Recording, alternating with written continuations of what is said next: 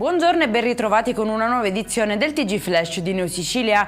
In apertura il Tribunale di Messina ha condannato Rete Ferroviaria Italiana a risarcire con oltre 1 milione di euro gli eredi di un ex dipendente morto a causa dell'esposizione prolungata all'amianto. L'uomo infatti aveva lavorato per oltre 20 anni sui traghetti ferroviari e negli impianti elettrici senza adeguate protezioni. Il giudice ha riconosciuto il nesso causale tra attività lavorativa e patologia, accertando la responsabilità datoriale per mancata tutela della salute del lavoratore.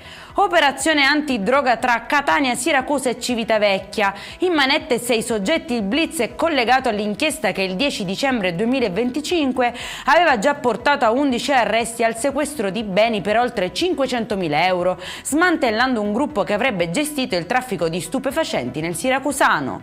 Caos a Caccamo, nel palermitano, dove un 34enne del posto e un 55enne russo, entrambi ubriachi, hanno aggredito carabinieri e personale del 118. Il più giovane avrebbe colpito i militari con calci e spintoni, mentre l'altro, a bordo dell'ambulanza, avrebbe infranto a calci il vetro interno del mezzo. Per entrambi è scattata la misura dell'obbligo di presentazione alla polizia giudiziaria.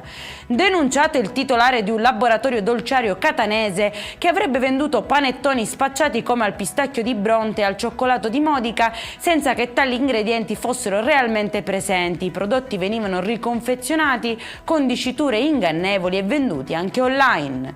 E in chiusura, la notte di Capodanno ha regalato all'Etna un nuovo capitolo della sua attività vulcanica. L'INGV segnala l'apertura di una frattura con più bocche attive nei pressi del cono di Monte Simone, da cui si è originata una colata lavica spettacolare.